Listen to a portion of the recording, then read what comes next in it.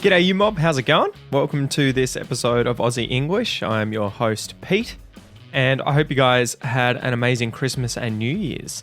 So it's been a little while since we've done a little Pete's 2 cents episode, and I thought today I would give you my 2 cents. I would give you my opinion on learning English in 2025. So I think that's going to be the title of today's episode, How to Learn English or How to Learn Australian English in 2025, and we're going to talk specifically about online resources and being able to learn on your own. You know, if you don't have the ability to learn with other people or, you know, even have conversations with other people, lots of my friends and students that are learning with me often tell me they just don't get to speak enough, then this episode is probably going to be for you.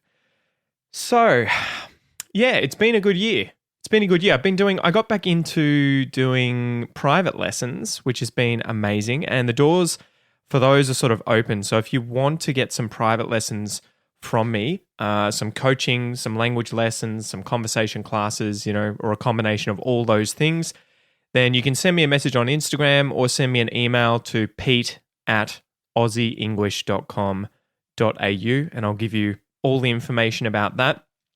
But the thing that I've learned, I've sort of been talking about how to learn English using online resources. And I've learned quite a few things over the last few months as I have helped students quickly improve their fluency, build their speaking confidence, and quite often just on their own without any help from other people or outside of our classes. So I thought I would sort of share that with you guys here. You know, usually I save this for just my students, but I think it's really helpful and I think it's worth thinking about and chatting about. And yeah, I thought I would share it with you guys. So typically what happens with most of the students that I have, they are at an intermediate to advanced level in English. And the problems they quite often have include not understanding Australians who speak with really strong accents or who speak really quickly. They might have trouble with speaking confidently or with fluency. And then there's the odd grammatical error that they're still making, you know, when they're speaking or writing, and they want to overcome those things. So quite often the lessons are all about helping them come up with a plan of attack for how to improve their English on their own, you know, also with me as a teacher, but specifically on their own so that they can do this at their own pace, when and how they want, on the internet, off the internet, everything like that. All right, so usually when I have my classes, I assess what their goals are, what their problems are, and we come up with a plan. And most often the problems are, as I said, you know, fluency, confidence, wanting to, they've hit that plateau and they really want to improve, but they just don't know how, they don't know where to go, what to do, everything like that. So the first thing I usually do is tell them, if they've given me an explanation of, you know, I find Australian English hard, and I want to learn Australian English and I want to speak with fluency and confidence and everything, I tell them they need to find a resource that has both video, audio, obviously, video and audio. Video by itself wouldn't be very helpful. Video and audio and subtitles or a transcript. So there should be, ideally, you would have all three of those things. You would have some kind of video where you can see people talking, you can see the gestures they're making with their hands, you can see the expressions on their face, you can see their lips moving. You'll have the audio where you can hear the different accents, you'll hear people speaking at different speeds with different emotions, everything like that. And then you will also have subtitles so that you can effectively turn them on and off, use them when you want to, when you don't want to, and practice your listening comprehension, but also be sure that what you're hearing is what you think you hear. Because I think a lot of students, and it's the same for me when I was learning French and Portuguese, that initial sort of motivation is to get to a level where you don't need subtitles. I just want to speak fluently. I want to get to the point where I don't need to read whilst I'm listening, or, you know, I can just understand everything really, really well. And I think what happens is quite often we get to a level where we're intermediate to advanced. We can speak relatively fluently, you know, we can carry a conversation, we can follow most of what's going on, but we get to a point where we can kind of fill in the gaps when we don't understand things. So if people use expressions or they use vocab that we don't know, our brain gets pretty good at being able to work out through context what the person is talking about, what they mean. But as a result, I feel like it delays people getting to a more advanced level in their English because they're not focusing on learning the specific words and phrases that they're missing, And this is the big issue. Quite often, a lot of my students will be like, I listen to podcasts, I listen to the radio, I watch TV shows in English, and I'll be like, but are you studying them? Are you watching and listening with subtitles, with transcripts, so that you can focus on new and interesting vocab, grammar, double check things that you hear and make sure that what you think you're hearing is what you're hearing? And quite often they tell me, no, I just kind of do it, it's in the background and I don't know why I'm not improving. And the big thing is, well, you're not focusing, right? It's kind of like if you were training for a marathon, you've got to do some very specific training regiments to get ready for doing a marathon. You can't really just kind of go out and jog a little bit every day and then expect to be able to run something like a marathon really well without implementing specific training for your goal, which is to be able to run a marathon. And it's the same thing with English. We get to a level in a language that we're learning where we're pretty competent, we can get by, but we quite often don't keep pushing and we don't use effective methods for studying and improving rapidly. And I think this is where 90% of people get to in their language and then they never surpass, or they end up hitting their head against a brick wall and it takes a very, very long time for them to get to an advanced level, right? So quite often the thing is reminding students, even if they're at an intermediate to an advanced level, that they still need to have some kind of system, some kind of plan for studying and actively improving their language skills. And so quite often we sit down and we identify what their problems are, what they want to focus on, and then we use a bunch of online and offline resources. But some of the key things that I've been doing this year have been revolved around finding Australian TV shows or movies that people enjoy that have video, audio, and subtitles that include cultural aspects, historical things related to Australia, the kinds of films that loads of Australians will have seen so that you could strike up a conversation with your average Aussie and be able to talk about this movie. And a few of these key ones are things like The Castle, Crocodile Dundee 1, 2, and even 3, although it kind of gets worse as the movies get along, though I love them all. Priscilla, Queen of the Desert, The Nugget, The Dish. There's loads of these TV shows, films that are famous in Australia that I really recommend people use to study to improve their language skills, because they will also have a better understanding of this sort of pop cultural aspect of Australia and Australian English that they can then share with other Aussies. Okay, so that's sort of the first thing there.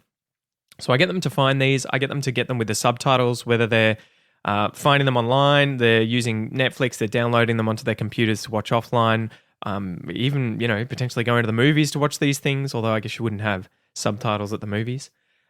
And then I pair it with AI. And I feel like a lot of you guys are probably going to roll your eyes and be like, bloody AI, it's in everything at the moment. But hear me out, okay? Let me finish. I've been using ChatGPT like crazy, to be honest, to do loads of different things, not just language learning, but it is just such a useful tool for you to be able to use by yourself to tailor to your needs as a language learner. So what do I mean by this?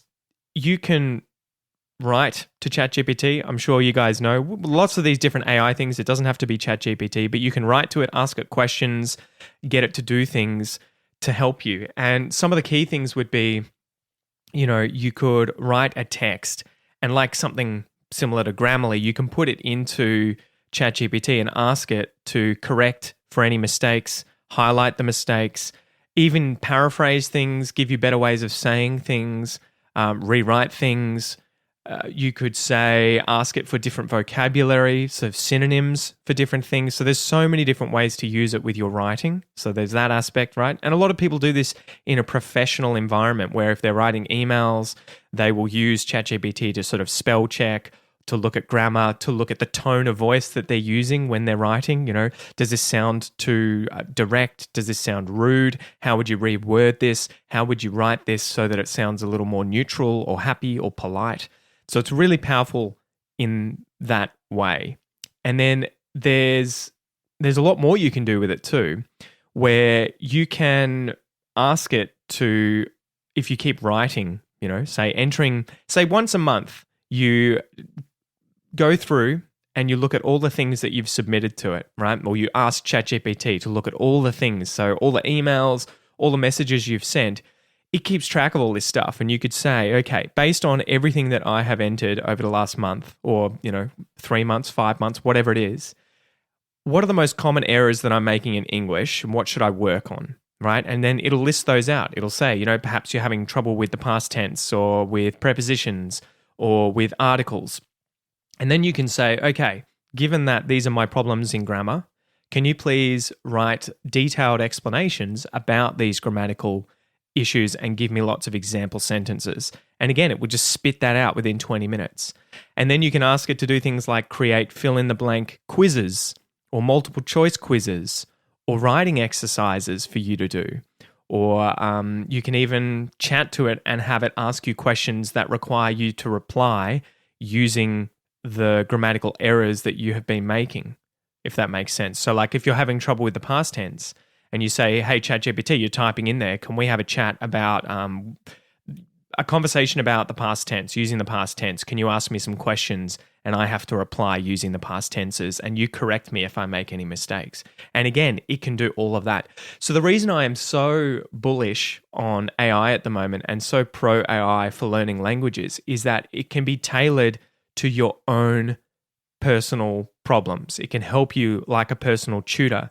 And everything that you enter into it, it has access to and a record of. So it has like this perfect memory of all the different mistakes that you've made and can help you come up with methods for overcoming them. You could ask it, what are the grammatical problems I've got? And then ask it for advice on overcoming those. How would you suggest that I learn these so that I can speak fluently and never make these mistakes again? And it'll give you tasks to do or advice to do. And then on top of this, the thing that I kind of wanted to show you is that you can do this by chatting with ChatGPT. So you can actually have an audio conversation with it. So I think you get 15 minutes of audio for free per month if you sign up to ChatGPT for free. I've got the paid version because I use it a lot.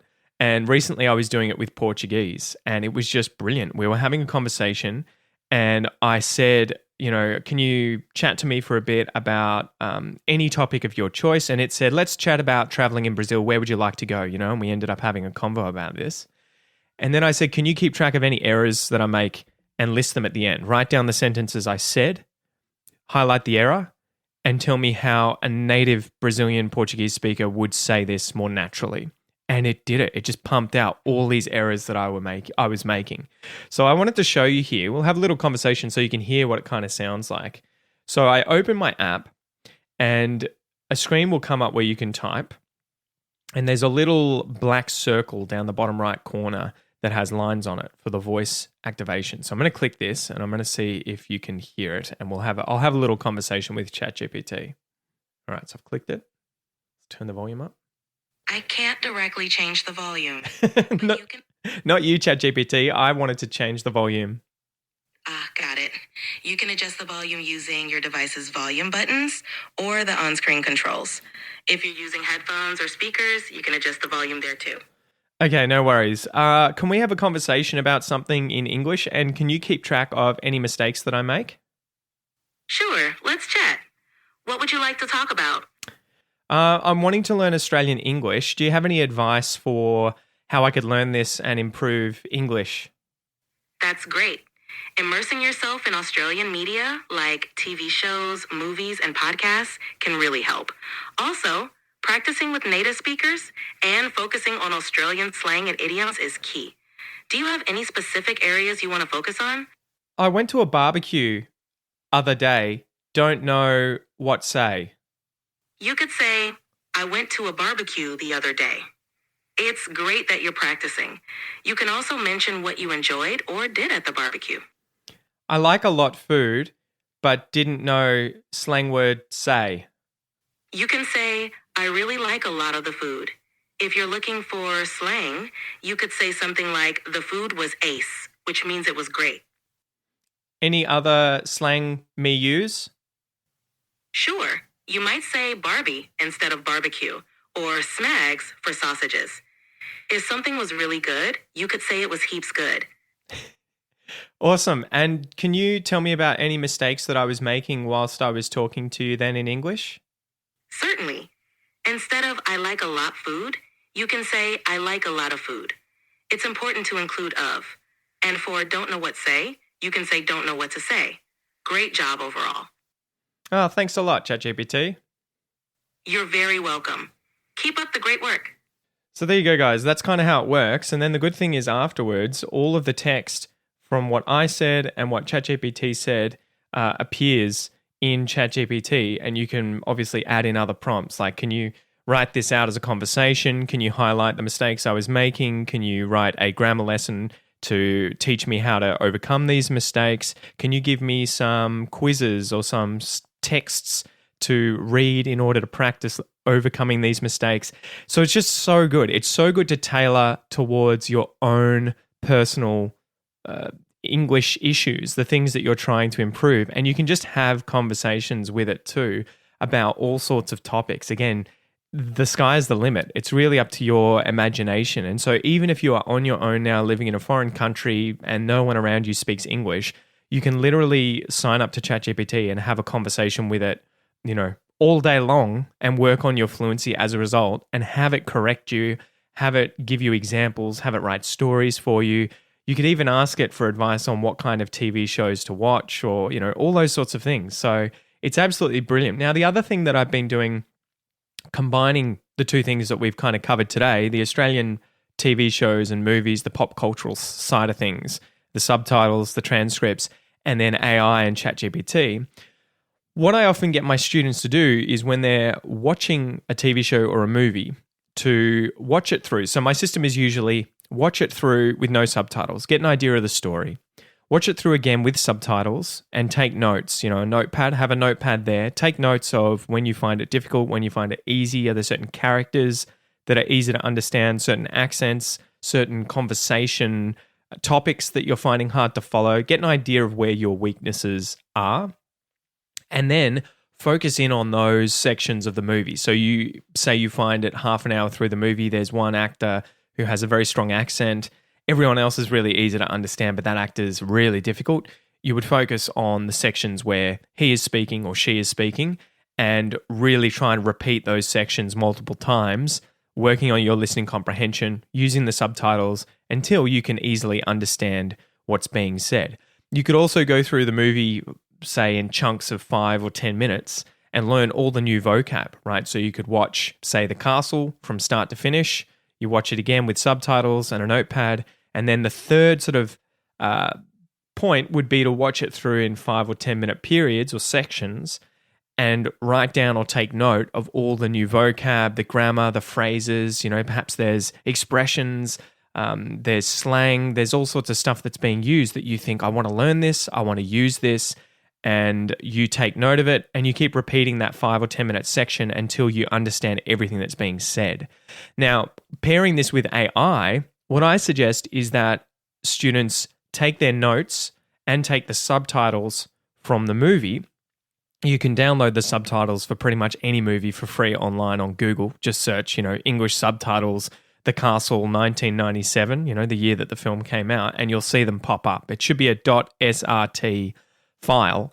You can drop this file into either Word and it'll open up, and then you can copy and paste the subtitles into ChatGPT, or you may even be able to just drop it into ChatGPT as a file anyway.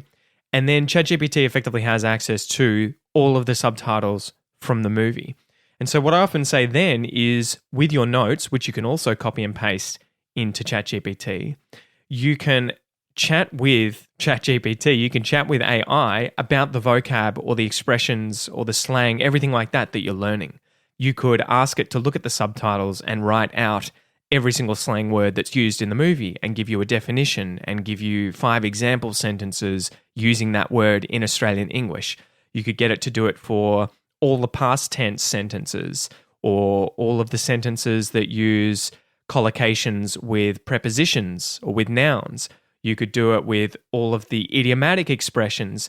So it is just so useful for pairing together with TV shows, movies, podcasts, and their transcripts, and using it to learn about all the new vocab and everything that you're wanting to learn, right? And then beyond that, you can obviously have a conversation with it about that film, and let's quickly try it now.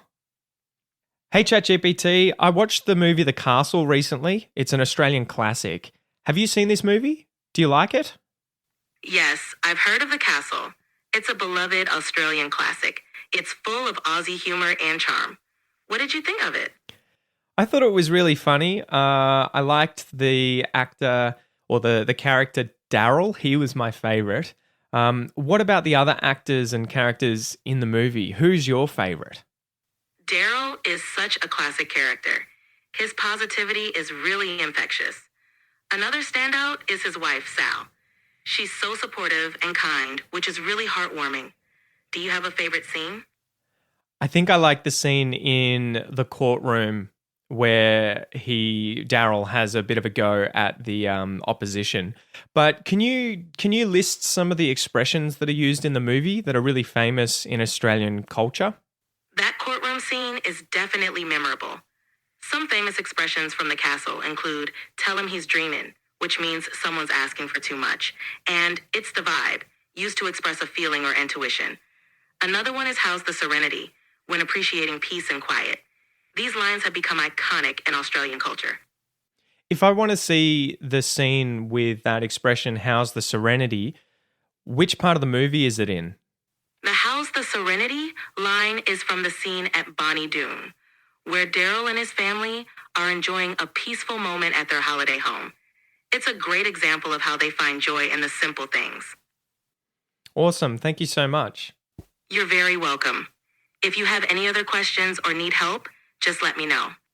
So there you go, guys. And again, it's all typed out. I can read everything that was just said. So again, that's sort of it. That's what I would suggest for this year, 2025. I would suggest working out what your goals are, working out what you're having trouble with, thinking about the right kind of materials and resources to use to help you improve on those issues. So if you have a problem with really strong Australian accents, I would probably stop watching Game of Thrones or, the latest episode of, I don't know, an American TV show and pick something that's Australian. If you don't have any ideas, do a Google search. Ask ChatGPT, ask AI for some suggestions. Shoot me a message. Ask me for some.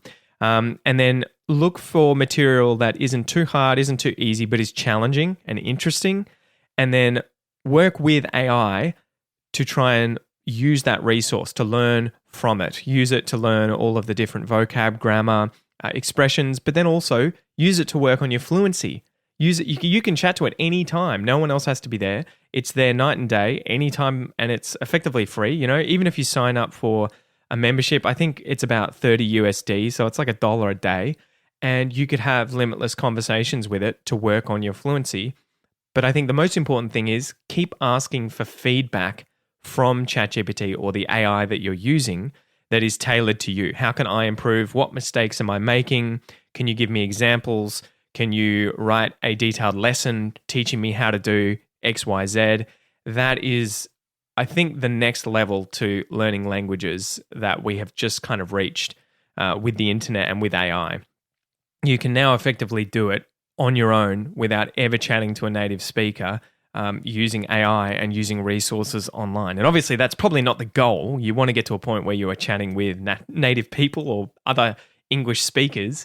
But it's just so cool that we're able to do that now, where I could start learning, Farsi and do that at home in my room and never have to leave my bedroom before really building my fluency and confidence with the language. So yeah, you'll have to let me know your thoughts, guys. Again, you can shoot me a message on Instagram as always. So just search for Aussie English on there. You can send me a message via email at pete@aussieenglish.com.au. And if you are after private lessons, coaching lessons, conversation classes and everything, obviously send me a message about that as well, and check out my academy, which will be open, I think, when this comes out. Hopefully. If not, just send me a message and I'll hook you up.